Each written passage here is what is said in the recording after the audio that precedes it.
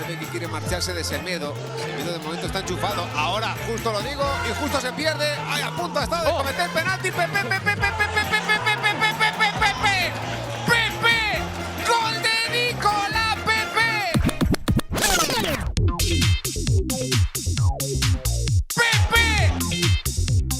Nicolas.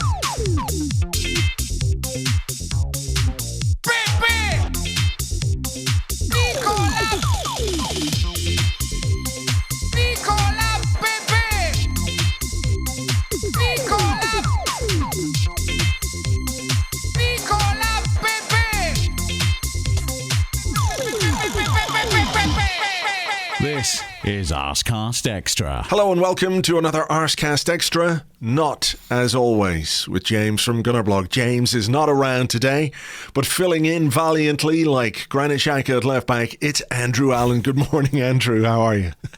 That is the harshest compliment I think I've ever received. I'm sorry. Look, it's not it's not to question your ability or anything like that. I know you're going to give it 100%, etc., etc. But you know. Anyway, look, we're here and we're going to talk about a 3-1 win over West Brom in the Premier League, which lifts us to the dizzy heights of 9th. So let me ask you this. How was your enthusiasmometer before this game? How up for it were you? I think about 6:45, I was still on the sofa dozing after a couple of lunchtime pints, trying to work out whether or not I should start setting up the match report, all the rest of it. Yeah, it's fair to say I was not particularly enthusiastic about the prospect of playing football at 7 p.m. on Sunday night, a game that is and was basically a dead rubber training game. But, you know, I managed to get psyched up when I saw everybody arguing on Twitter about the team news, so that was always funny. That is one of the real consistent things about this season, is that regardless of whatever else happens on the pitch or off it, the hour before kickoff is just Twitter mayhem with people going crazy about the lineup. Whichever team is picked, there's always an issue somewhere, isn't there? Always. I find it fascinating. I think it's...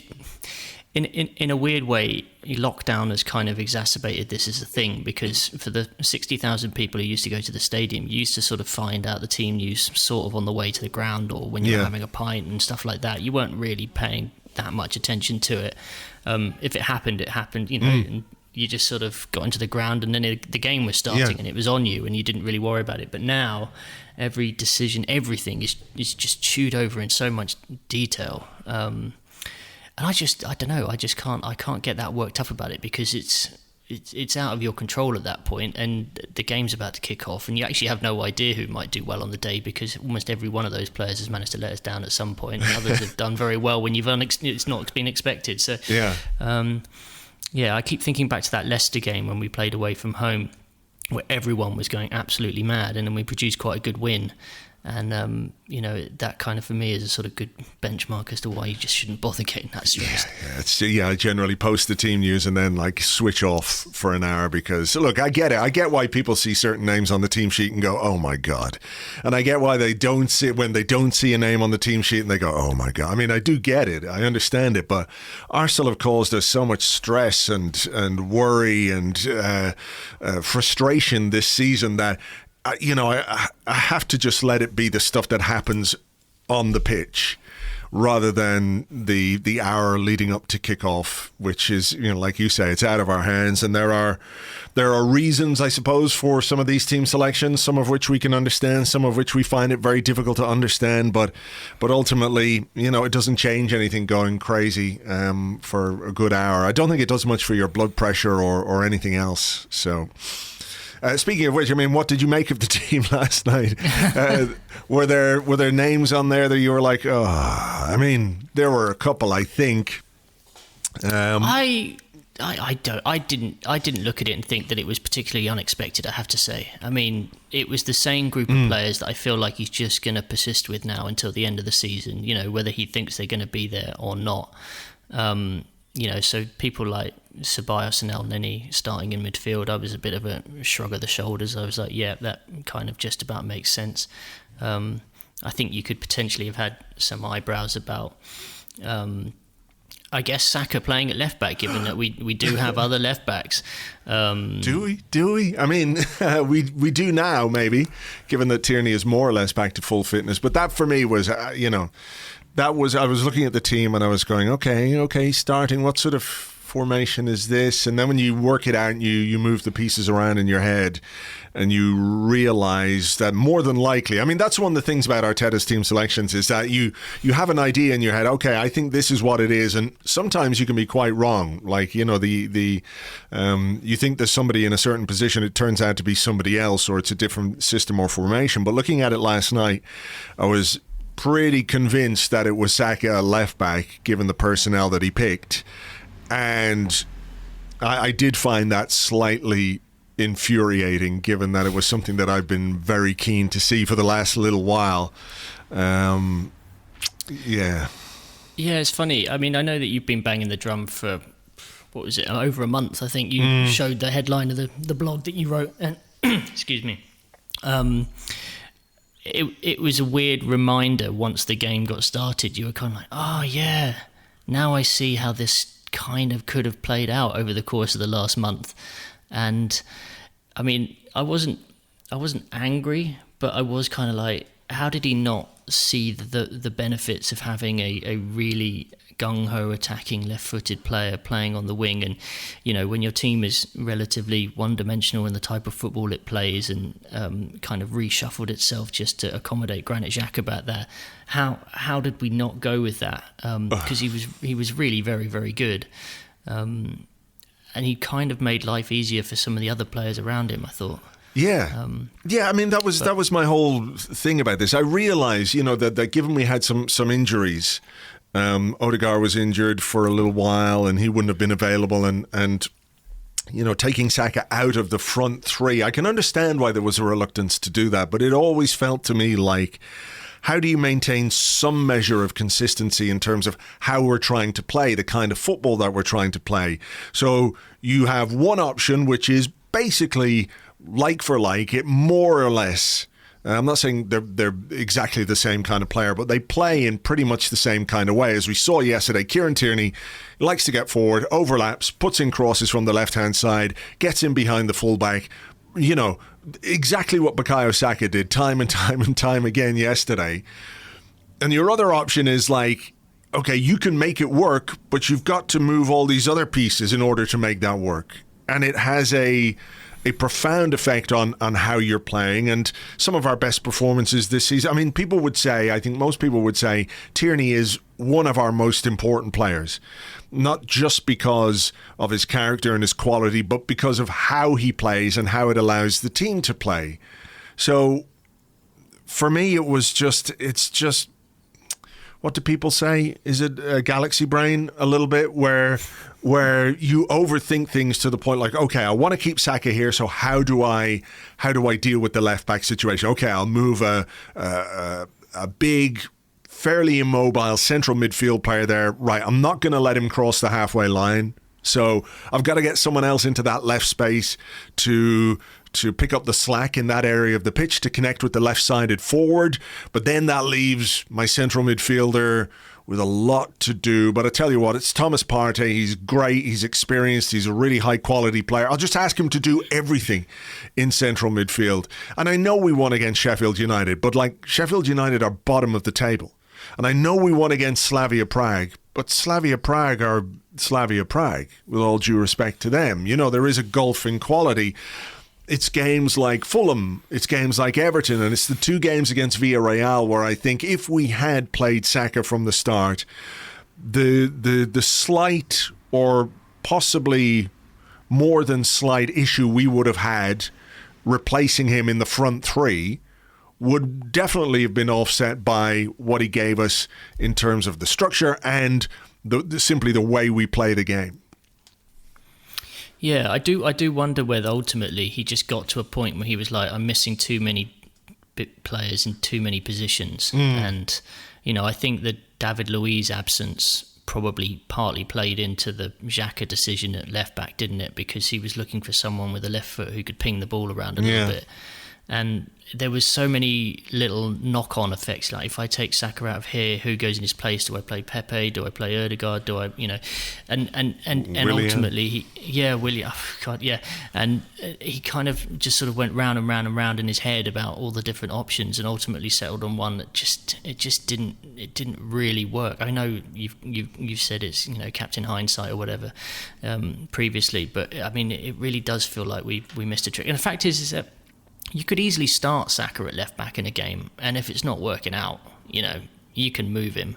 If you feel like he's been found out or that he's not offering enough defensively. And interestingly, I thought last night Arteta was quite pointed in his response to some of the questions from journalists after the game, where he basically said, "Look, we know what he brings to the table going forward, but defensively there's still a lot to work on."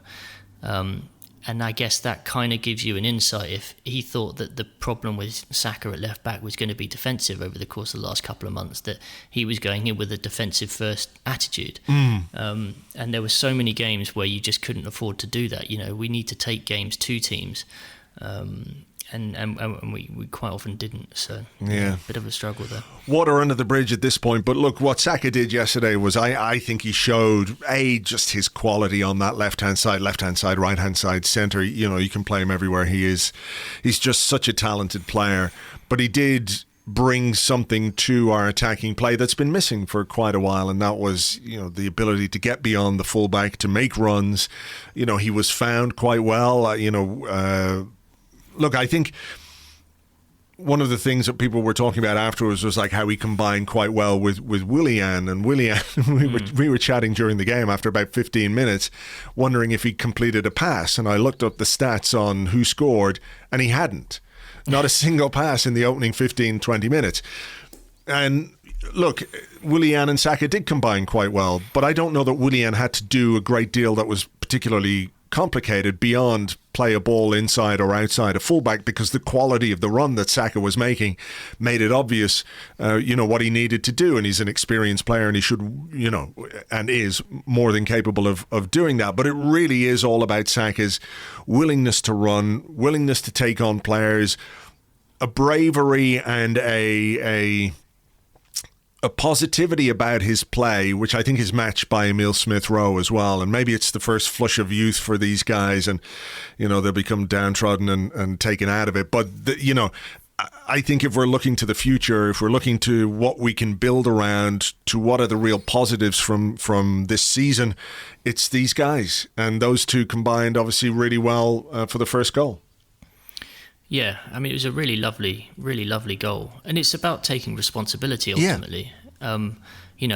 So often you see players given the ball and their first decision is take a touch, give it back to someone else. And these guys, more often than not, want to make something happen because, if you don't, games become these kind of horrible stead viewings that we've had so often this season. So, yeah, I mean, look, Saka's willingness to run down the channels and make life easier for his teammates by basically going, look, I'm going to do this, give me the ball. And I think Willian and Ceballos eventually picked up on that. I think for Smith-Rowe, really nice finish, lovely goal. Took it in a kind of Ramsey-esque way, I thought, kind of charging onto the ball into the box. Really enjoyed it. Lovely to see it coming as a sort of a tail-end duo. Yeah. And, I mean, there were not many positives this season, but you can hang your hat on that as one of them. Again, Arteta made some interesting comments after the game. I'm sure we'll get to those, but there is this kind of underlying suggestion that he wants us to be patient with them, but it's also so bloody obvious already now that they're so central to everything we do, and it's been that way now since December the 26th. Yeah, which is crazy, really. They've just basically been trying to carry things. What did you? I mean, let's talk about the comments that he made afterwards. What did you make of them? Because I saw some people take a little bit of issue with them when he was talking about Smith-Rowe in particular, and what he was saying about, to be the number 10 you need to score 10 goals and get 15 assists or whatever it was, one way or the other, and Willian has to do it because he's been there and done that more in the t-shirt. Basically, to me it sounded like he was just saying, look, Smith-Rowe is inexperienced, we can't put that much responsibility on him yet, and Willian has kind of underperformed. I think we all know Willian has underperformed this season. So what did you make of those comments? Did you read into them what other people have? Was it a bit clumsy? Could he have expressed himself a bit better, do you think? I think it was clumsy language. I think what he was trying to get across is the fact that he obviously knows that Smith Rowe is a major talent and that everybody's been raving about his performances this season, and that really the sky is the limit. And so far, when it comes to the underlying numbers, he obviously can improve on the number of goals he gets, the number of assists he gets. And ultimately, what he was also saying was we need to be patient with him, because while there's room for improvement, it doesn't happen overnight. He didn't want, I don't think, to be putting all of the demands on Smith Rowe. Whereas he said, with Willian having done this at Chelsea, we have to put those demands on him. And he said much the same about Pepe as well. Yeah. I think that's where he was coming from. It just, sometimes I think when questions are posed to him, he sort of stumbles over his words a little bit, trying to get a point across in it. He starts off going down one avenue and ends up at another, and the bit at the beginning gets circled by people, and they sort of go, well, hang on a minute, what's he saying there? So I'll give Arteta the benefit of the doubt there. I think he knows he's got a gem on his hands. It's, there is a bit of me that wonders if Smith Rowe had been fit at the start of the season, if we'd had a couple more months of him kind of, when we were in that Ozil malaise, whether or not, we might have actually garnered a few more points. That might have been the difference between us kind of scrabbling around trying to make the Europa Conference League and actually being in a Europa League position. Yeah, I mean, the other side of that is that if he had been fit for the start of the season, maybe he would have gone out on loan.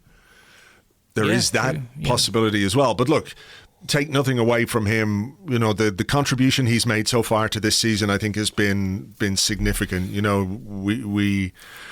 We can't hold up too many players individually as ones who have really performed to the level that we would expect. And, Smith Rowe is a young guy who's come in and I think probably done more than people would have expected, when he's parachuted in against Chelsea on the 26th of December and everyone's going, well, this feels like a bit of a desperate throw of the dice, and he plays the way he plays and becomes very quickly an important part of the team because of his personality on the pitch, because of the character he has, because of the way he wants to be positive as much as possible in terms of how he plays the game. I thought it was also interesting, Arteta talking about how he's having ongoing issues, muscular issues, etc., because of how frequently he's playing and at the level and the intensity to which he's playing. So I'm looking at pre-season as really important for Emile Smith Rowe, because I think he has pretty much defined a role in the team for himself. It's there for him to take it if he wants. But a good summer of rest and a good pre-season and build his fitness up properly feels like going into a season where, we're not going to be encumbered by a lot of midweek action, shall we say, unless something crazy happens in these last 3 games. It could really suit him.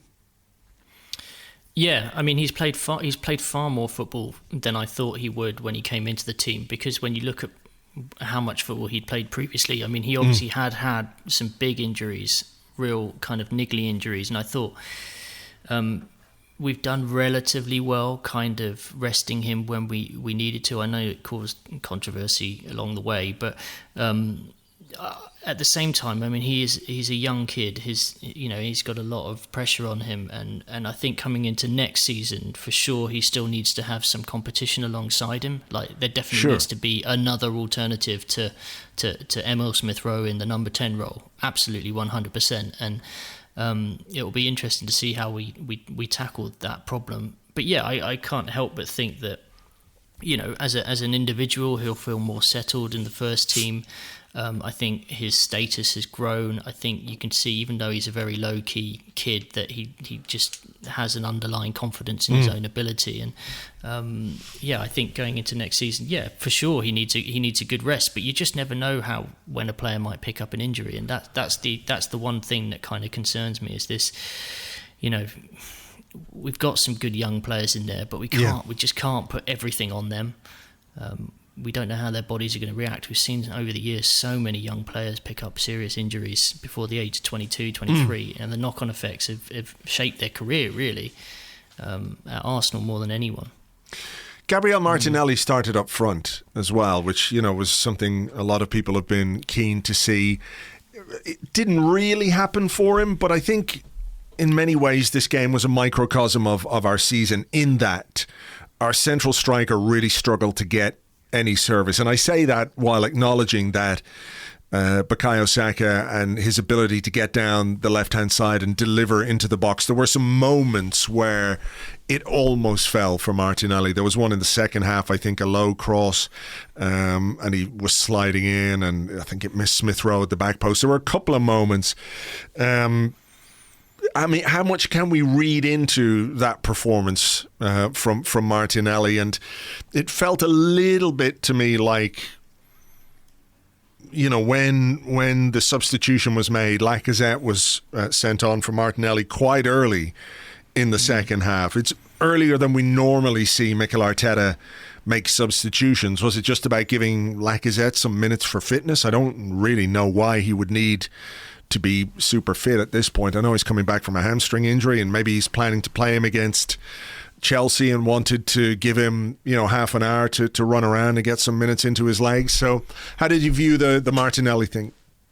Yeah, I was certainly surprised to see Lacazette coming on when he did, because I really felt like, especially as that chance had just gone begging. I think it was was it a Saka ball that escaped him and Emile Smith Rowe? Yeah. And I think both of them went off very quickly afterwards, didn't they? He brought on Tierney as well, and actually we completely lost all of our rhythm with Lacazette kind of stepping in up front and stuff. So it didn't work out for him yesterday. He didn't have a great game, and I think it was one of those ones where you've got a left back charging like Saka did, where you need players running across the near post to make life difficult for their defenders, and I don't think Martinelli's necessarily picked that up as a kind of natural tendency. I mean, when he burst onto the scene, he scored a couple of really lovely headers from around that area, but he doesn't do the Giroud thing where he directly tries to make all of his runs straight to the near post. I mean, at one point yesterday, I remember there was a corner, and I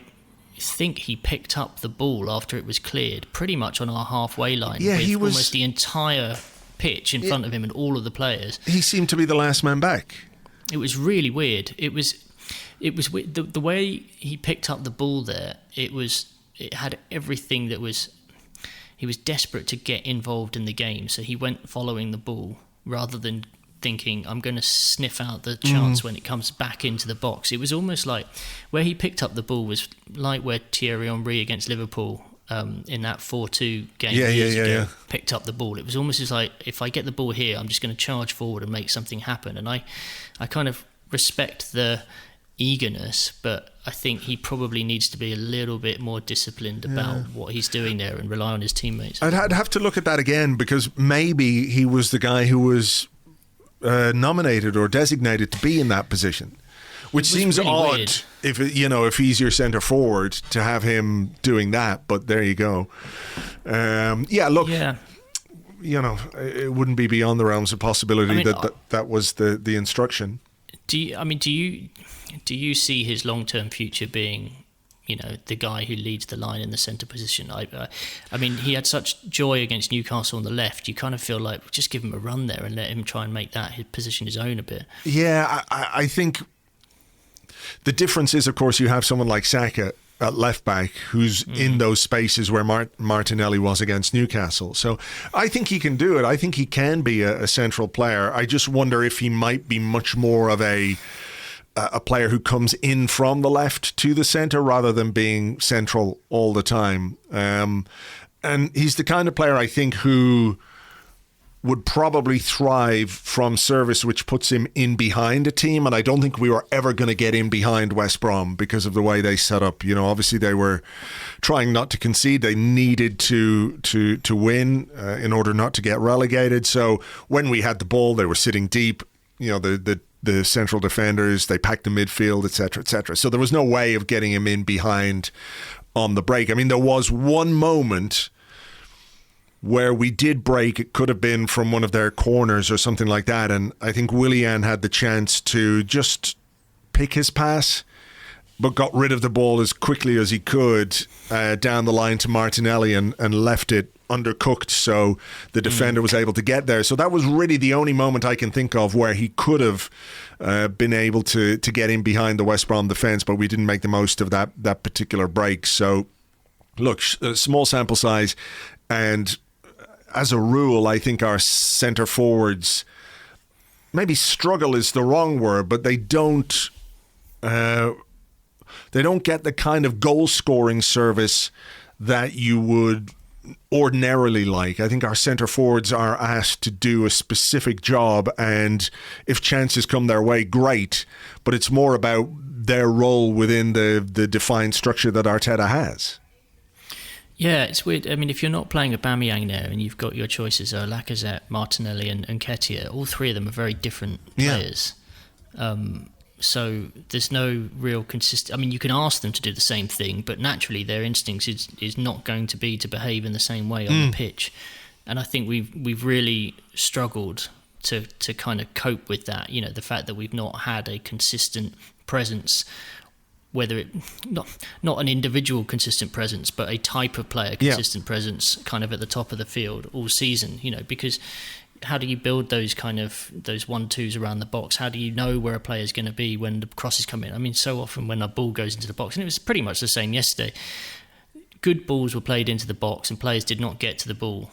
And, you know, that was a clear frustration. You know, good quality balls, really good moves, and we couldn't finish things off. I mean, I know that we ended up scoring 3 very classy goals, but you know, there were chances there to put some of the easier ones to bed, and that has been a consistent issue all season. Sure has. Look, Nicolas Pepe, what a great goal. I thought he had an okay game. I thought the defender, I'd love to see the stats for Nicolas Pepe as to how many unsuccessful dribble attempts he's had.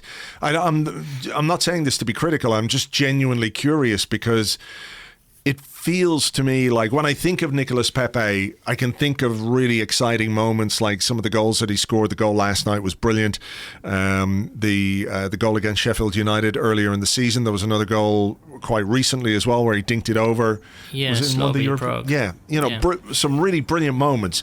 But when I see him pick up the ball on the right-hand side, my overriding image is of him running at a defender/defenders and basically just getting tackled and losing the ball. It seems to happen an awful lot. And the defender last night seemed to have his measure quite early on, apart from that one moment, which was just unbelievable. Brilliant finish. Really nice finish. Classic Pepe, sort of out of the blue, producing something magic, and you all go, oh God, he makes it look so easy when he does that. You know, in the same way that every time you know that Ian Robben's going to get on the ball and cut in on his left foot, or Riyad Mahrez is going to get on the ball and cut in on his left foot, you kind of know exactly what they're going to do. And he just doesn't quite get into that position often enough, because, as you say, it's that first beating of the man which tends to be his undoing. And I mean, there are so many games this season. I mean, he produced a very brilliant goal against Wolves, didn't he, in that defeat away from home, where he stepped in off the other side. And another real wonderful sort of piece of individual brilliance. And he kind of has done it. He's a sort of 1 in 3, 1 in 4 kind of guy, I guess. And it's, how do you get that down to 1 in 2? How does he become the guy who wins the game more regularly? Because when a team produces something like that, I mean, Arsenal are a very good example. We always seem to kind of react very kindly to scoring goals. You know, the collective confidence just starts to flow. You know, the shoulders stop being so tense. They start to open up. They start to sort of, and you really need those guys to unpick the lock. And I guess, you know, that was exactly why Arteta was sort of pointing at him in the post-match comments, as we talked about earlier, about how, you know, these guys need to take responsibility. They need to do it more often. But yeah, it was funny. I think it was Connor Townsend was the guy who was up against him. Right. And it was almost as if in the first half, having been roasted, Allardyce basically said, look, just stand him up, get in there early. Don't let him take a couple of touches and sort of dink one way and then go the other. Just get your foot in on him. And quite a few other defenders have figured that out earlier. Yeah, I'd have to look this up. I do, your point about what happens when we score. I know goals haven't been in mega supply this season, but it does feel to me like quite often this season we score and then score again quite quickly. That goals come in little bursts or little clutches for us. So that's maybe something I'd have to look up. Their goal. I like this from Tayo, DJ Tayo, who said, who would win a 100-meter race between Dani Ceballos and Denilson? And do either of you have the patience or a spare day to find out? I mean, honestly, if you put those two next to each other and had Mike Dean as the third person, Dean would win that by about 10 feet, I think. Really, I mean, the thing is, you could see it happening. It was just like he picked up the ball, and I was suddenly like, this bloke is just going to run at us, and all of our players were backpedaling. In fairness, I didn't until there was quite a few replays, and I think it was actually in the after-game analysis. Rob Holding got dragged away by a very decent run when someone should have gone to him, but we've done that before. We've let players just run straight through the middle. Yeah, Ceballos, I mean, I guess if he'd stuck out a leg and taken him out cynically, we'd have all gone, okay, well done, he's taking it for the team. But the fact is, you can't get yourself into that situation so often. You can't always have to make a cynical challenge. Yeah. I thought Gabriel kind of didn't cover himself in glory. No, the three defenders there, Chambers, Holding and Gabriel. I know Holding had to go with the run, but I don't think for three central defenders to not deal with a guy just running straight at them was, it's not great. Really not great defending. Ceballos is hilarious. The way he sort of runs and he's chugging along, and then basically it's like his batteries run out. He starts pointing in one direction. It's just like, it's crazy. It's crazy. He knew, didn't he? I mean, he was just like, this is not on me. And the funny thing is that's a guy, Pereira, running with the ball at his feet, and Ceballos has got nothing impeding him. He really can just bust a gut and go for it. And he got nowhere near. It was really bad. No. Was there any surprise whatsoever that he delivered a low drive that kind of crept in off the post? I mean, it was kind of, at that point you thought, oh, here we go. Yeah. Here I mean, I think you even messaged me to say their second goal is inevitable at this point. But yeah, I mean, not really not great. And that was the classic kind of us getting undone on the counter, and that was old Arsenal, wasn't it? I mean, that was exactly what Arteta's been trying so hard to stamp out. But we're still very, very vulnerable when those transitions happen. Yeah, I mean, it's not like we were clinging on or anything like that, but certainly you could see the West Brom got a little bit of a confidence boost, and we were kind of afraid at that point. Yeah, I mean, understandably so as well, because it's happened so often this season, yeah. Arteta was asked about the nerves. I think Allardyce referenced that Arsenal get nervous. There's this just underlying sense that everybody knows that if you can get at this Arsenal, that there's a collective wavering of trust in each other that sort of happens. And I mean, it was... I can't help but always go back to that Spurs game where, there we are winning the game. They go down to 10 men. We're into the final 10 minutes, and you're kind of like, guys, this doesn't have to be like this. Just sort of take a moment, have a deep breath. We're okay. It's going to be fine. But I don't know how you coach that out of a team when the confidence just seems to rush from them. Yeah. That's really, really difficult. I wish I knew as well. I wish I knew too. But it's definitely a problem for us. But look, cometh the hour, cometh the man. Now, in fairness, it was the 97th hour of this season, but Willian finally scored a goal for Arsenal. Well, that's it now. We can. He's stuck it up all of us. He's proved us all wrong.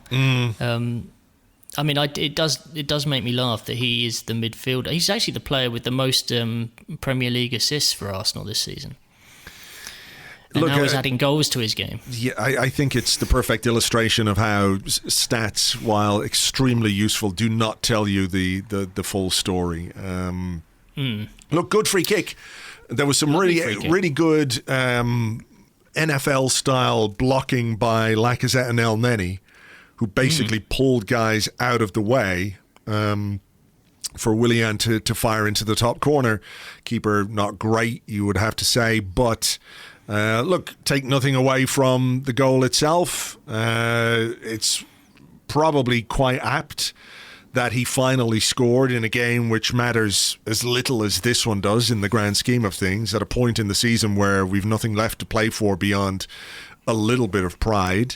It's May and he scored his first goal for the club. I would, even the most staunch defenders of Willian would surely say, that's way below the expectations that people had when he signed.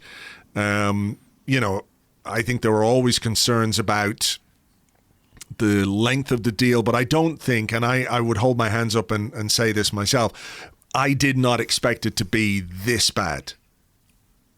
Yeah. No, I don't think it was. Nobody expected it to be this bad.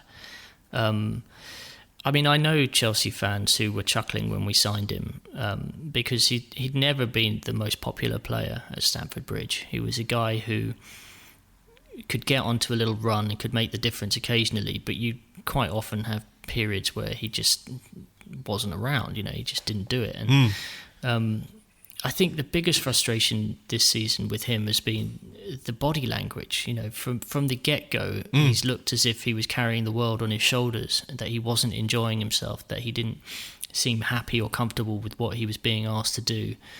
And you think, okay, fine, if you're a young player or you're new to a club and you're coming from somewhere else and all the rest of it, but this, having been in the Premier League for so long, coming in as a senior established individual, with the club having made a very big financial commitment, having been lured in by Edu, with whom you already have a working relationship from the national team. Like, there were so many things there which made you think, come on, mate, you can turn this around for yourself. And he kind of allowed the situation to get on top of him.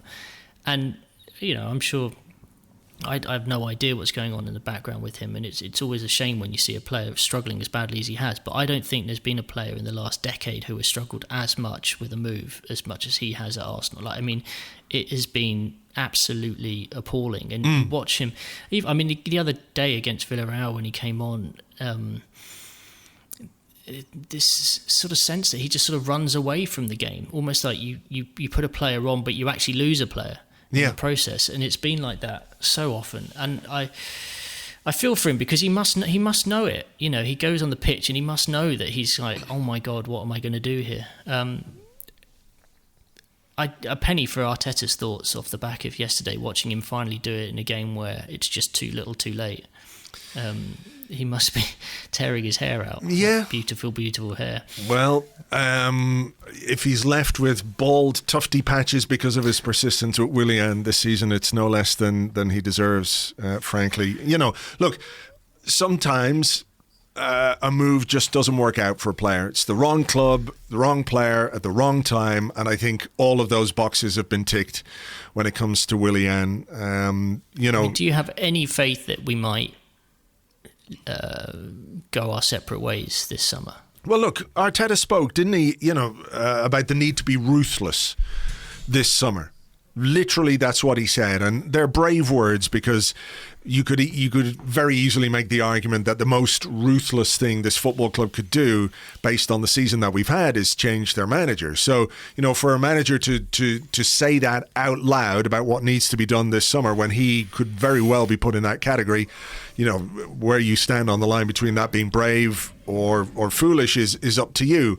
But if he's true to his word, ruthless means no more Willian. Genuinely.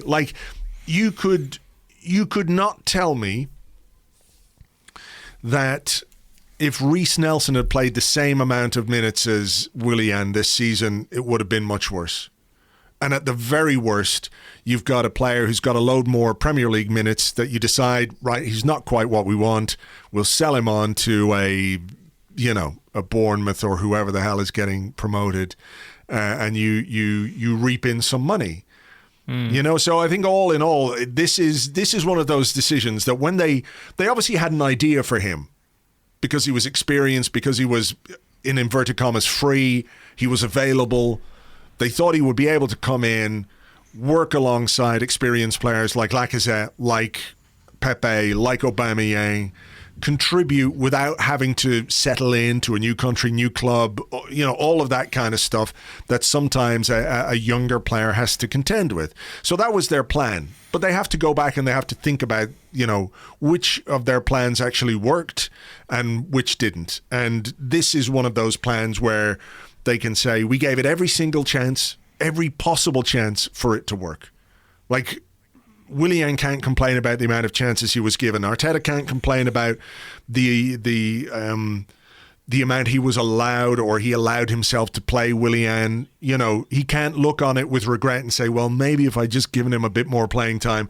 So if you're being ruthless, you go back and you say, we had an idea. That idea didn't work. This player is not the right player for this football club.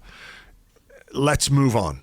As difficult as it is, as hard as it is when you've got a guy on the money he's on with 2 years left on his contract, which is insane when you say it out loud. But that's where they need to demonstrate that they're actually true to their word, if that's the right way of putting it, that they are going to do what they say they're going to do. That's what ruthless is.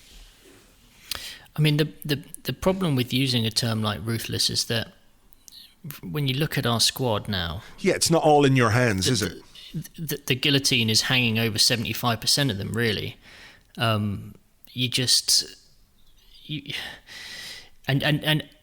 We've got so many players who've underperformed this season and so many bits that aren't quite fitting that... And it's going to be so difficult to have a massive overhaul in the circumstances that we now find ourselves in. Now, some of that is our own doing, obviously, mismanagement over the years, the types of contracts we've handed out to people, all the rest of it. But the fact is, our status is diminishing year on year at the moment. And as an attractive place to go and play your football, without European football, we are a rung down. So how do you bring in better players while offering a worse environment for them to operate in? I think that is going to be such a big question for us to answer this season. And I don't know that you can just throw money at it, because sometimes I think as soon as the guys get the checkbook out, they think, well, maybe if we just throw the money at it, that will solve the problem. We've realised that just throwing money at situations isn't the solution. That quite often is part of the problem. It just deepens our situation. We end up with another Willian. So exactly, yeah, but that's on the executives, not so much the players, I think. The executives and the manager. All right, well, look, they have plenty to do to sort that out. We did have a few comments about Sam Allardyce and the fact that, like, I've no particular beef or issue with West Brom, but the Cruciate blog, for example, at Cruciate blog says, as shit as the season has been, we ended up relegating Sam Allardyce. My question is there a coach or a manager not associated with Spurs that you would wish a similar fate on? And look, like I said, I've got no particular beef with West Brom, but there is something satisfying about relegating a Sam Allardyce team, because I don't forget all the things that happened down the years with Sam Allardyce, and watching him sit there on the sidelines, it's genuinely one of the worst sights in football. The TV camera close-up of Sam Allardyce chewing the cud like some kind of, I don't know, fucking football manager cow. It just, big fucking sea cow looking fucker on the sideline there. I just cannot, it turns my stomach. So I'm glad that we got him relegated. That, I enjoyed the goals that we scored yesterday, and I enjoyed the performances of Saka and Smith Rowe. I think those are the real positives, but a little bit of icing on the cake is the relegation of Allardyce. Yeah, I think if there's a frustration, it's the fact that I don't think Allardyce's heart was ever really in this. I don't think he gave a fuck project. Really, did he? He sat on the bench, and I know he was probably a little bit miffed, but you watched him afterwards talking about it. He was just like, this has been done since the get-go. I just came to renew my relationship. I'm out of here anyway. I'm out of here in the summer. Who cares? It would have been lovely to relegate one of his kind of Bolton or Blackburn sides of the past, that's for sure. But no, I mean, take your wins where you can get them, right? Exactly. All right, and we got a win yesterday, 3-1 over West Brom. We've 3 games left to play in the Premier League this season. Chelsea on Wednesday, so that's going to be an interesting one. But for now, we will take a little break. We'll come back with your questions and more in part 2 right after this.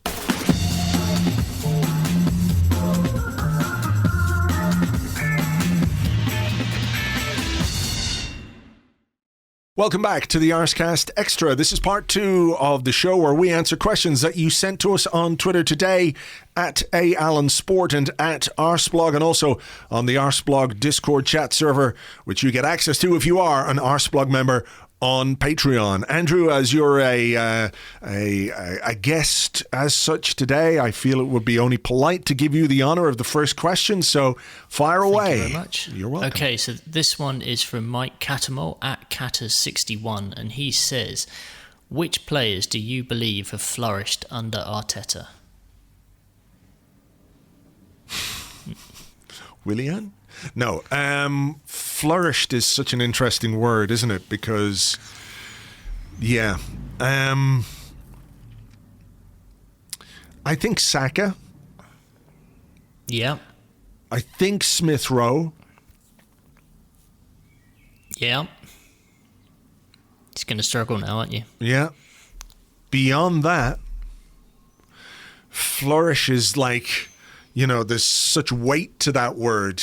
Have there been players who've been okay? Yeah, I guess so, but... Who do you think's improved the most under Arteta?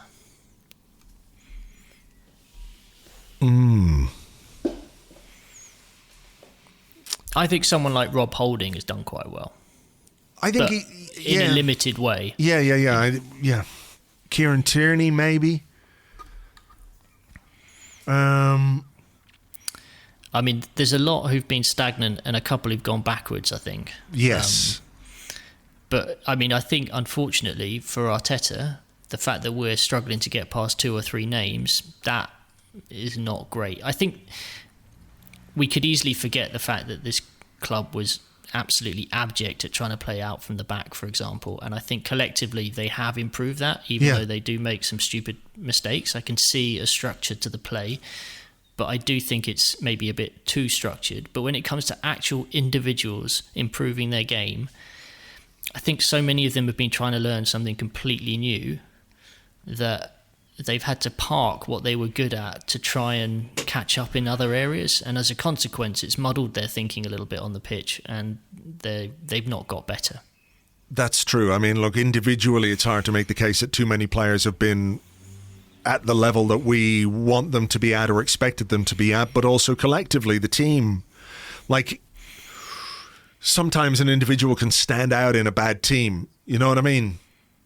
But sometimes individuals can be suffocated by the collective instruction, and I do think that's an issue. I think we saw that particularly in the Villarreal game where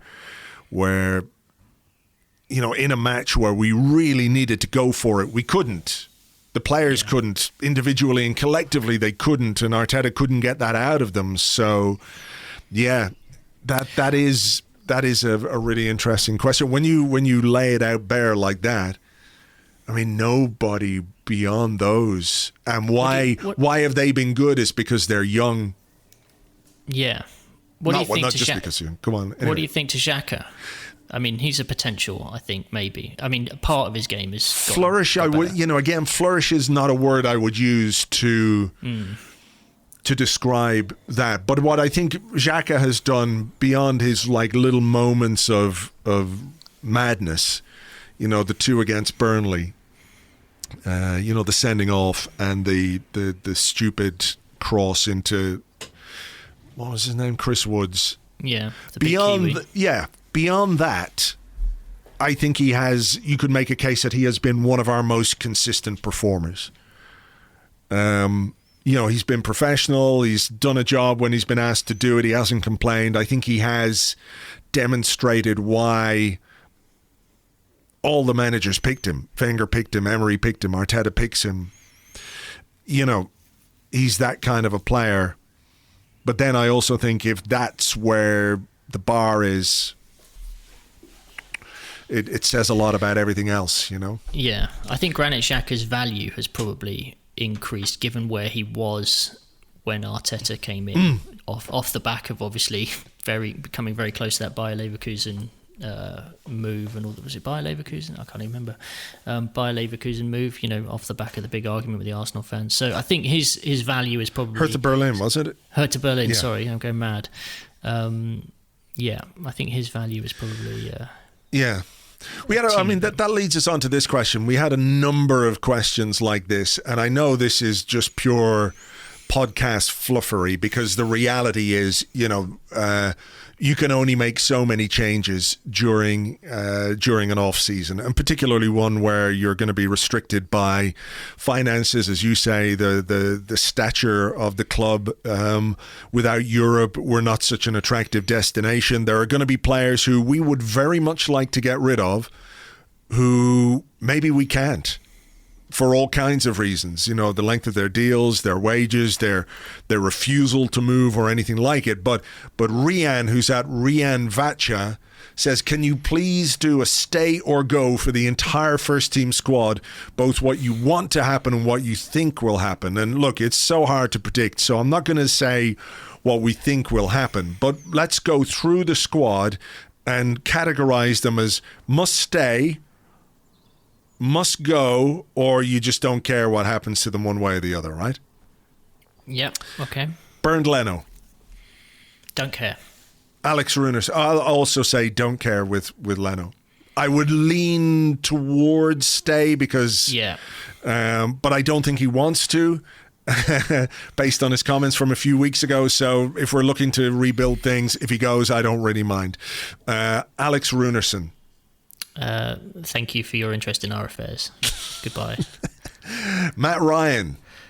Stay. One less thing to worry about. Yeah. Number 2 goalkeeper. Yeah. Hector Bellerin. Don't care. Yeah, I don't think it's a... I say that with the... I want Hector Bellerin, the man, to stay. I'm not so worried about Hector Bellerin, the right back at this point. Yeah, I think he's in the... He's got one foot in the must-go side of things because, look, a relationship between a player and a club can come to an end in a number of ways, but I just think it's kind of stale, isn't it? He's not the player we thought he was going to be, so I think he needs to go. Kieran Tierney. Must stay. Must stay. Gabriel. Must stay, just... I would say must stay as well. He's 22. Yeah. Hasn't been 100% convincing, but, this is how you rebuild. You rebuild with the guys of his age profile and everything else. So I think he must stay. Rob Holding. I'm going to say must stay as a sort of backup centre-back, I think. Nothing more than that. But I'm looking at the list and I'm like, fuck, I can't just say they all have to go. So no, that's why I'm saying this is complete podcast fluffery. It's not realistic, but it is kind of like if they were to sell Rob Holding tomorrow, would you be gutted? No, I'd take the 10 million and be like, yeah, okay, fine. Take a bit more than that. Cedric. Yeah, go. Chambers. Callum Chambers got a year left on his deal. Well, it's squeaky bum time now, isn't it? We either offer him a new deal or he'll walk away for free. Can't let that happen. Can't let that happen. We're a club which is no European football. We cannot let any player in this squad see out their deal and go for free. So we either roll the dice on a new deal for Callum Chambers or he must go. I think must go. Reinvest. Pablo Marie.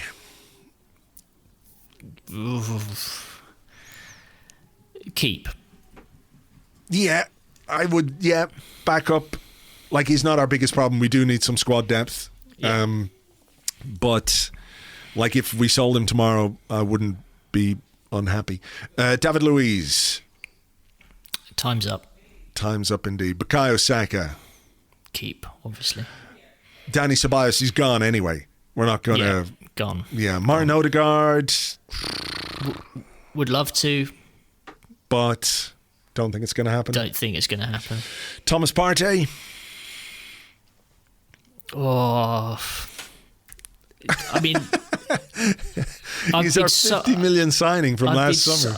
I've been so underwhelmed by him this season. Willian has been a massive disappointment, but Partey has been hugely disappointing. He has to hugely improve in my eyes. I mean, I just look at him and I think very sellable asset, could be reinvested. But I mean, keep him. He is capable of better. Get better, Thomas. Yeah, Mohamed El Neni. As much as I love Mo, no. Time to go. He's got a year left on his contract. Away you go. We're not giving him a new deal. Got to get the money in from whoever. Emile Smith-Rowe. Absolutely keep. Yeah. Granit Xhaka. Oh, keep. Can you believe that? Me saying keep Xhaka but waver over Partey. What have I become? What have you? You're going to become the subject of Twitter anger. That's what's going to happen. Yeah. Look, again, he's one of those that if we decided to roll the dice on, but there is so much to do in midfield. I've got another question about that, so we'll come to it. But I can understand why you're leaning towards keep rather than must go. Alexandre Lacazette. Goodbye. Cheerio, exactly. Year left on his deal. Get the money, reinvest. Willian. I mean, yeah, if we could just get in the time machine and just go back and chop just off never do Edu's hands or something, yeah. Never do it. No, thank you. Aubameyang. Keep. Keep. Nicolas Pepe. Keep. Reece Nelson. Goodbye. Eddie Nketiah. Goodbye. And Gabriel Martinelli. Keep. Okay. We do have some, obviously, loan players as well that we need to go through. William Saliba. Yeah, keep, I guess. Keep. Look, if we're trying to rebuild a young central defender with his qualities and attributes is what you're looking for in the market, we've already got him, so make it work. Keep and make it work. Say Kolasinac. Oh dear, I forgot he was still around. Goodbye. Yeah, and he's not going to be joining Schalke given they got relegated. Mavropanos. Dinos Mavropanos. Goodbye. Let Sven have his man. Yeah, I think that's probably what's going to happen. I might be inclined to keep, simply because the other options we have at central defence for our backup central defender are not sufficiently great that you could just write him off. So I might be inclined to keep him, and I think if Sven is interested in him, he seems to have had a good season. I would lean towards keep for me. But there you go. Interesting. Lucas Torreira. Oh, let the little man free. Yeah, he's got to go. I looked at his Instagram last night. It was a bit heartbreaking. Yeah, it was very sad. Ainsley Maitland-Niles. Goodbye. Take the money. Joe Willock.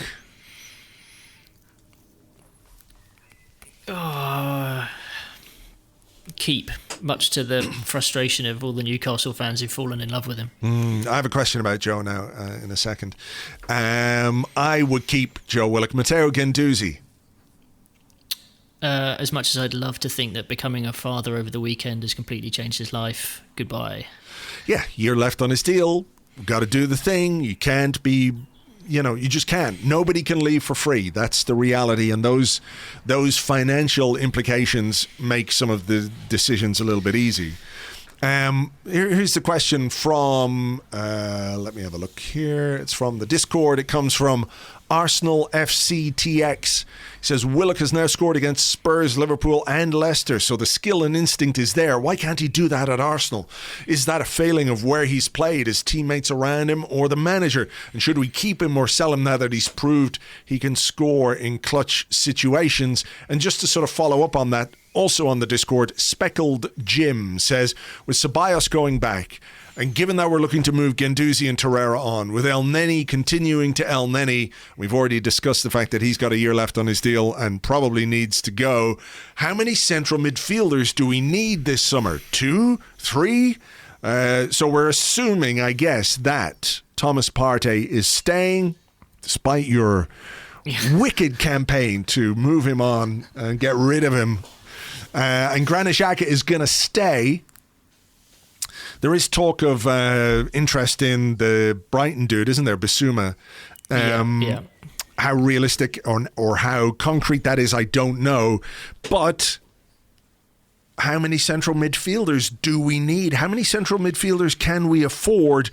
And are we going to have to look at the likes of Joe Willock, of maybe Emile Smith-Rowe, and even perhaps Ainsley Maitland-Niles, providing the squad depth next season based on the fact that they've been on loan, they've played and developed a little bit at West Brom and at Newcastle? I mean, are we going to have to cut our cloth a little bit? Like, we're not going to be able to go out and buy 2 or 3 central midfield players. No. I mean, we are staring down the barrel of fewer games, so I'm less worried about sort of having to have 4 central midfield players. I think you could probably get away with 3 and some kind of versatile auxiliary sort of guy, I guess.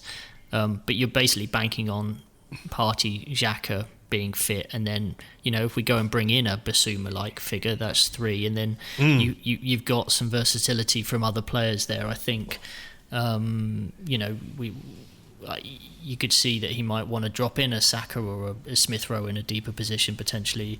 I think Willock definitely brings you something.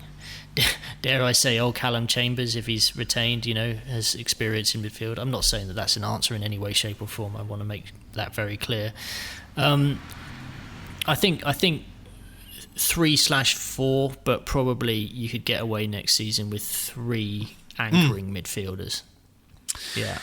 Yeah, I think the Willock thing is interesting. I mean, as to why he hasn't scored for Arsenal, he has. I mean, he does score. I know a lot of his goals have come in the Europa League and in the Cups, and he doesn't really do it in the Premier League. I think the difference is at Newcastle, he was a bit of a Hail Mary sub in some of those games, wasn't he? He was like, exactly. Go on, Joe. Yeah, just get in there and get into positions. And I do think there's something interesting about this player, about his ability to be in goal-scoring positions. It's something that he has demonstrated since he made the breakthrough at Arsenal. He has this ability to get into the box at the right time and be in the right position to tuck goals away. For a team that doesn't score a lot of goals from central midfield, I think those could be useful qualities next season. I'm not saying Joe Willock is going to be the starter or anything like that, but if you're looking for somebody to come on and change a game and maybe just change the dynamic of a game in terms of how they play and where they might end up, he does have something that none of the other central midfield options at this club have. Like, Guendouzi ain't going to do it. Torreira is not going to do it. Maitland-Niles has got some lovely skills, but he is more the guy, you know, he's not going to score goals for you, I don't think. I mean, he's scored 1 or 2 in his time, but really, you know, we haven't seen anything that suggests he's going to be a guy who can score goals from central midfield. And like you say, we do have fewer fixtures, so maybe the squad doesn't need to be that deep. I mean, I really like what Willock brings to the pitch. I think he sniffs out a goal. He knows he wants to score goals. I think he knows that that's a very fundamental part of the you know, his role as a player, you know, is to make a difference. And the problem we have, I guess, is the fact that Joe Willock has gone on loan, scored a few goals, his profile has raised. We are a club that are going to be in dire need of financial aid this summer, and there's a fairly high chance that if Newcastle turn around and offer us 20 million for Joe Willock, you're going to be inclined to take it, right? For sure, yeah. because that will then fund potentially the bones of a deal for another midfielder who may or may not be more experienced. Or, maybe fit Arteta's plan a little bit more. But I'd be sad to see Joe go, because I genuinely think that there's a Premier League level player in there. Do I think he's a top 4 Premier League player? I don't know, maybe not. But then we're not there as a club, so yeah. That's there's the chicken and egg situation as well, in that people will say, well, we're not a top 4 club. How are we ever going to get there if we don't play players who are capable of that? But maybe you need to play some players who can get you closer to that before you start improving your squad, etc. So, and I think you're right. We went through the squad there, but I genuinely think there are only 3 or 4 players in the entire squad who are completely untouchable. There was a question from where is it here?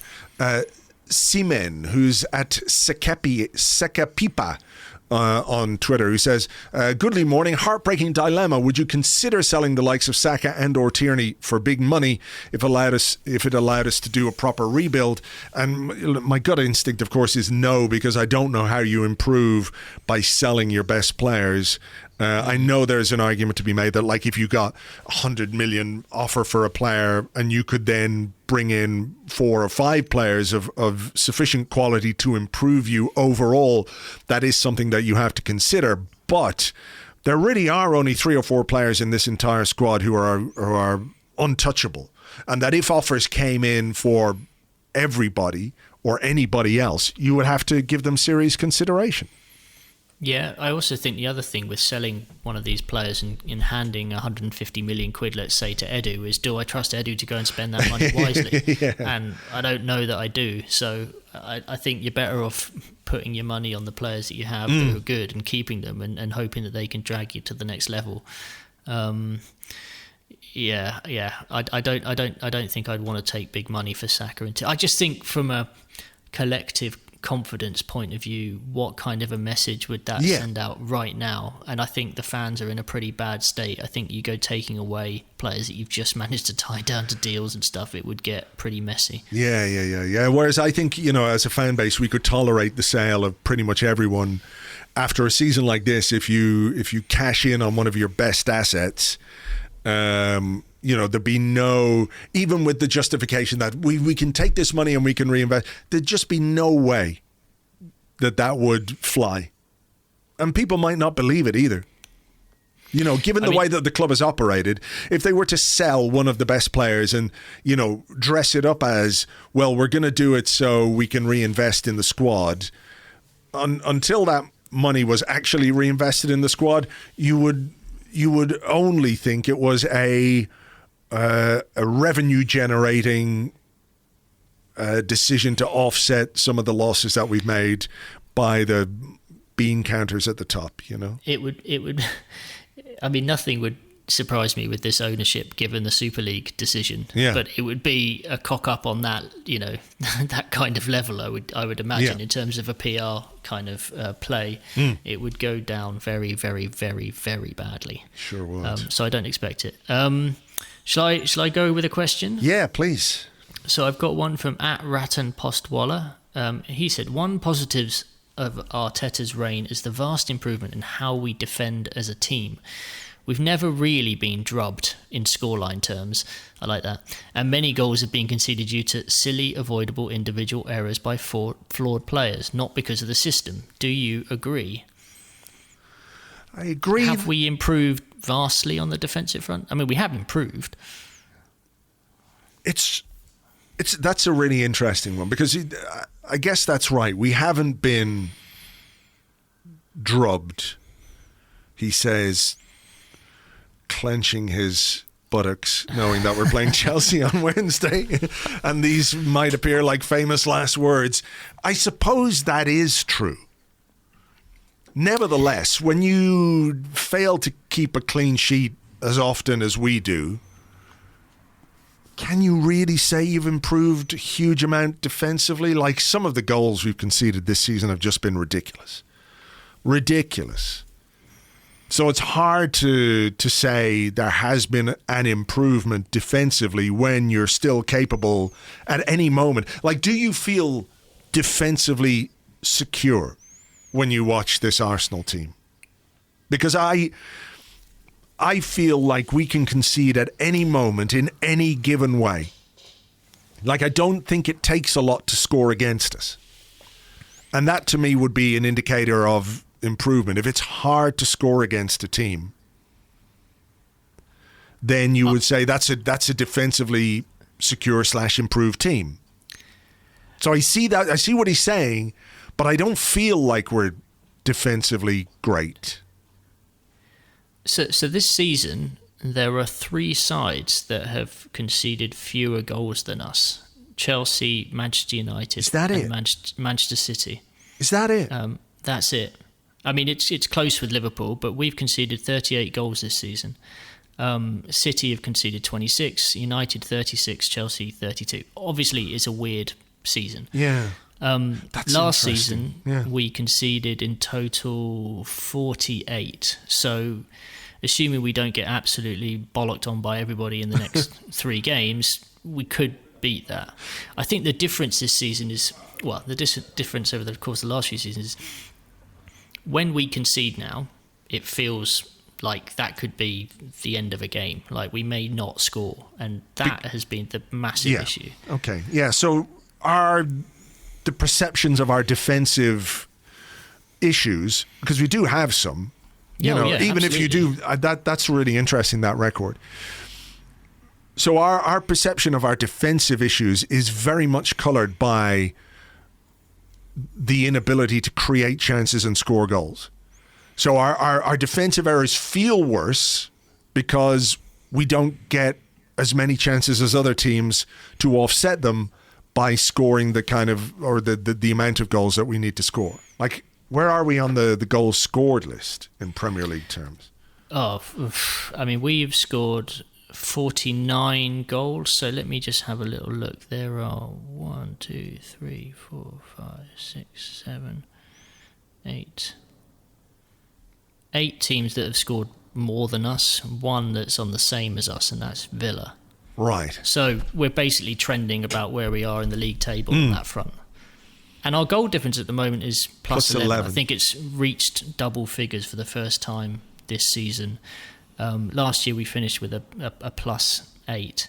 I feel defensively that we are, by and large, we are more solid from set piece situations. Yeah, I think that's true. we are better at avoiding those mad transition goals. Obviously, it happened last night. Pereira just ran straight through the middle of us. But there was a point when Arteta came in after Ljungberg and Emery where games were just chaotic. There were no rules. It was chaos, and you always expected we'd get caught on the break. But it has come at the expense of our ability to play with more freedom, it feels like. Maybe we're not committing as many men forward in certain situations. But we're not scoring. We're not scoring enough goals to make the improvements on the defence shine through. That is, I think that is where the big improvement has to come. Chance creation, the number of chances, the number of shots, and the number of goals. I'd love to. I mean, I haven't got them in front of me, but when you lose 13 games out of 35, which is a terrible record, one which we haven't matched in years and years and years, that for our defence to have improved a little bit, I mean that's just a very weird kind of, it's a weird thing to tally up, isn't it, alongside each other? Yeah. Clean sheets this season, 10. We're in 8th position in the Premier League. Chelsea top with 18. So I mean, Chelsea have been on a remarkable run since Tuchel came in. I mean, their defence was all over the place under Lampard. So what he's done with the same players at his disposal is incredible. I think part of that has been making sure that Conte is playing in his best position, doing what he does so well, which is sort of sweep up for everybody. This playing players in their best position thing. It's a remarkable Crazy kind of people. managerial what are insight. they doing? We're also 9th for shots in the Premier League. So there or thereabouts, 432 shots we've taken, which seems about 400 more than I can remember. Anyway, if you take 30 or 40 of those away from Thomas Partey and Rose, I'm sure it puts a slightly. This is really. I'm going to be in so much trouble with the Thomas Partey brigade off the back of this. I love him. I do love him. He's a nice guy. So yeah, I mean, I do agree that we've improved defensively, but Arteta has said he can't coach individual errors out of players, and I kind of am inclined to agree with him on that front. But you can grow a team's collective confidence to the point where players don't freak out when they're on the pitch. Yeah, or you get the level of player that you have improves. Not every player can make a mistake. We know that. It's just the frequency with which we do them. So if you can't coach those out of a player, then you need to replace the player. Here's a question from the Discord from Stickers, who says, Arteta said he can't disclose the reasons for the decline of the club. What do you think he's talking about? Here's the quote. Asked why that trend was occurring, Arteta replied, there are things to analyse more internally. We have done that. There are things that we cannot discuss here. So what do you reckon he was talking about there? This was a quote from last week, I think, or maybe after the Villarreal game. I mean, he's being asked in a press conference-esque environment what he puts the club's decline, down to, and I think that's a very hard thing for you to. I mean, he can't really go calling out predecessors, especially when one of them was his former manager, Arsene Wenger. He spent, a week saying nice things about Unai Emery, so he was hardly going to call him out. But I think for Arteta, he obviously feels that it was a cultural thing behind the scenes where things had slipped. And, some of the decision-making at maybe executive level, maybe on the scouting front, maybe on the decision to award big contracts to people. I mean, there are numerous areas where you could kind of pull things apart there. But I think, to be honest, he was just slightly defensive. I think he didn't really want to answer that question, and it was more a case of, I'm not going to talk about this in public right now. I've had 3 hours sleep. We've just gone out of the Europa League. Fuck off, basically. Yeah, I mean, I think we all can see that a lot of things have happened at the football club in the last few years. Not just there are myriad reasons why we are where we are right now, and Arteta is culpable for some of them, and what's come before him is a part of that. What came before is a part of that. I don't think we were helped by the way the immediate post-Wenger thing just fell apart and was... Yeah, that was really... We went from a very unhealthy situation to something we thought might be healthy, a structure we thought might be good, robust, that would stand up to some scrutiny, but that fell apart as well. And I think there was a level of instability there which has contributed, none of which of course is a defence for losing 13 games in a Premier League season under Mikel Arteta, or going out of Europe the way that we did under Mikel Arteta. But it is impossible not to look at everything that's happened in the last number of years to see where we are. I mean, we've got to at some point hit a rock bottom, and the only thing you can hope of is that this season is the rock bottom, and that it gets better from here. I think you would hope, given how many young people are in important positions within the club structure, whether that be Arteta himself, Vinay, Edu, even Per Mertesacker, that the experience they are gaining along the way will stand them in better stead when they come across further issues, because it really has worried me that so many of them are learning on the job. Yeah. And as much as I appreciate they are talented individuals, experience does count for something. And if you don't have those people just around you to lean on to help make those decisions, you're very, very exposed.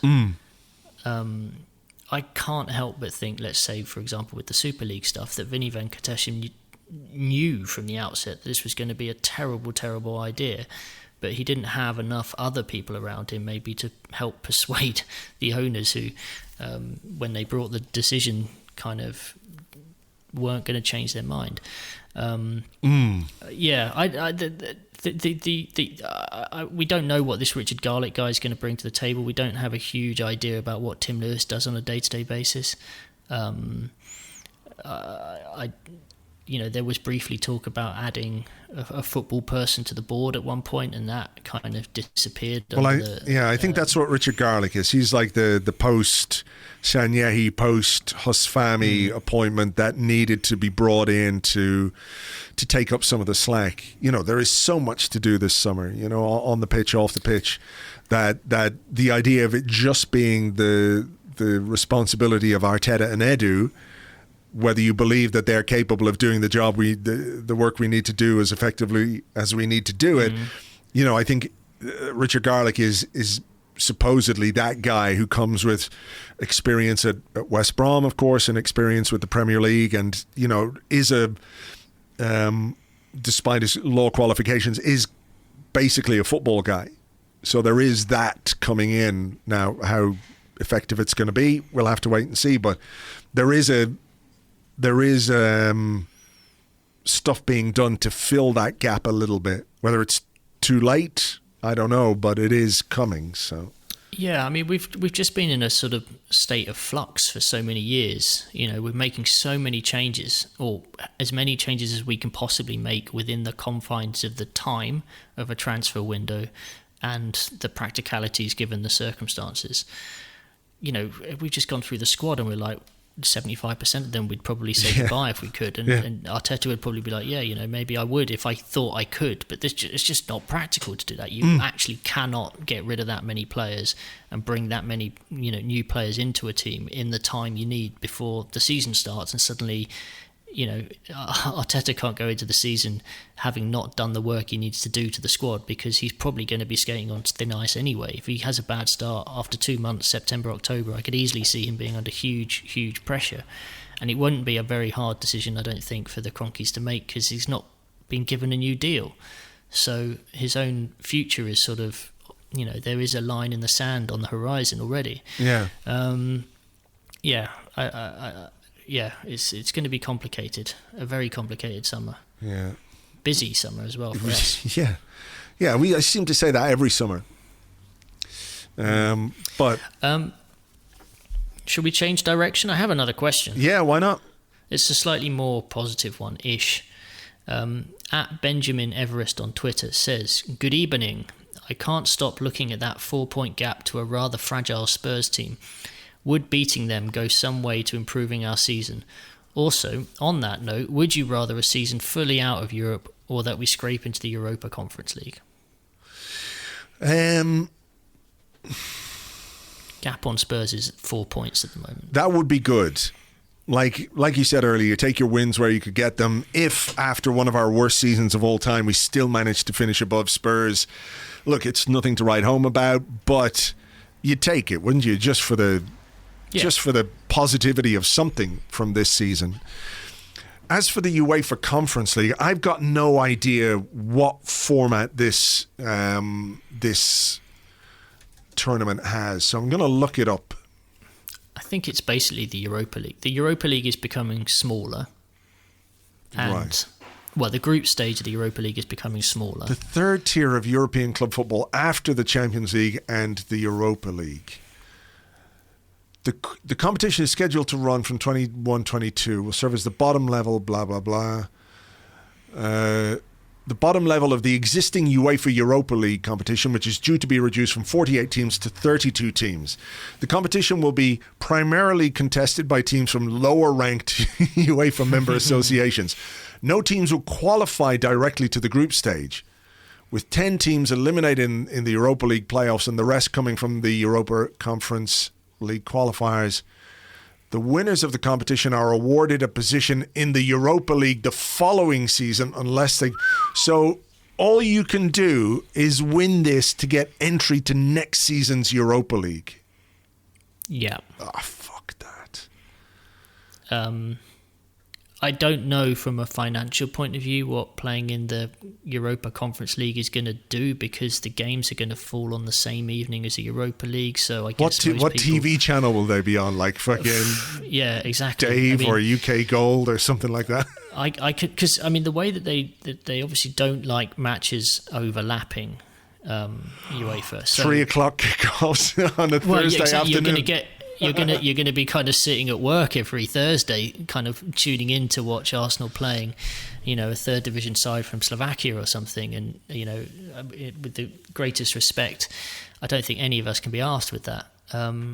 It's going to be the only positive I see coming: potential financial benefits. So some millions of pounds, whether that be broadcast match day, right? The other opportunity is to play some players who are from the next generation. And I do fear for the academy kids coming through, because, next season's FA Cup is going to be very important, because by that point, it's a domestic cup competition. We're going to probably put a lot of emphasis on playing a half-decent team in the Carabao Cup, because, again, it's a chance to qualify for the Europa League.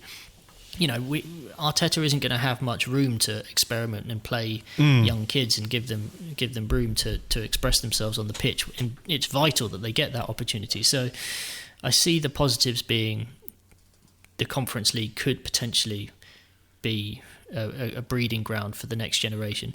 Honestly, to make up the gap, because it's not just making up the gap on Spurs, we also have to take over one of Everton, Liverpool and West Ham. The odds are so stacked against us. This is not going to happen. Well, so I mean, here we had a similar kind of question from Duncan Oglescan, who's at Duncan Oglescan on Twitter. He says, could having fewer games actually help the younger players' development? Staying fit, staying focused on fewer competitions, betting into a more regular team setup. This is the wafer-thin silver lining question, and just sort of broadening it out. If you are only playing once a week, is that, or can it be, an advantage when you're competing with other clubs who have midweek football to deal with fatigue, with injuries and those kind of things, whereas you have all week to work on the training ground, on the much less complicated and suffocating routines that Mikel Arteta will be putting in place next season, the simple, expansive, flowing football, which doesn't require players to have a PhD in Artetaology to understand, so they just end up passing the ball backwards. Is that the silver lining of no European football at all next season? You, whether it sounds ridiculous or not, have some advantage in Premier League terms if you're a club of the supposed stature of Arsenal with some of the players that we still have available to us. I don't think Arteta's going to be approaching next season, if he has no European football, with the idea of like some big squad and lots of rotation and everybody being fresh for big. I think you go in with the attitude of, this is my best 15, 16 players who are going to be in the squad every week, and then you've got a group who are battling to be the last, whatever it is, 5 on the bench. Of the next guys coming through, I think we could probably safely say that Balogun is in with a shot of playing first-team football next season, or at least being given some opportunities starting in pre-season. Yeah. And then you've got maybe, Miguel Aziz, who's managed to get some minutes under his belt this season. But outside of that, there aren't that many other players who've had much of a shot. A couple of goalkeepers have been on the bench, a couple of other sort of kids, but they're not sort of within touching distance. Yeah, of the no first one's team, really hammering the door down in the way that like Saka, Smith Rowe, etc. have.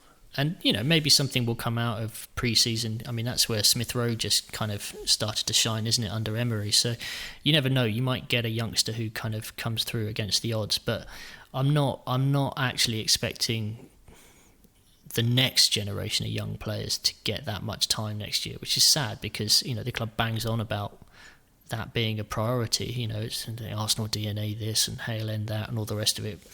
And it makes sense when your finances are tight, but I'm not seeing it at the moment.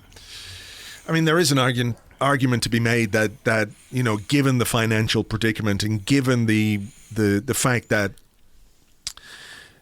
it has been the young players who've emerged as the positives from this season, that if you lean more or had lent more into young players, there might have been a bit more understanding for Arteta. Like if look, I'm not saying people would have been okay with losing 13 games.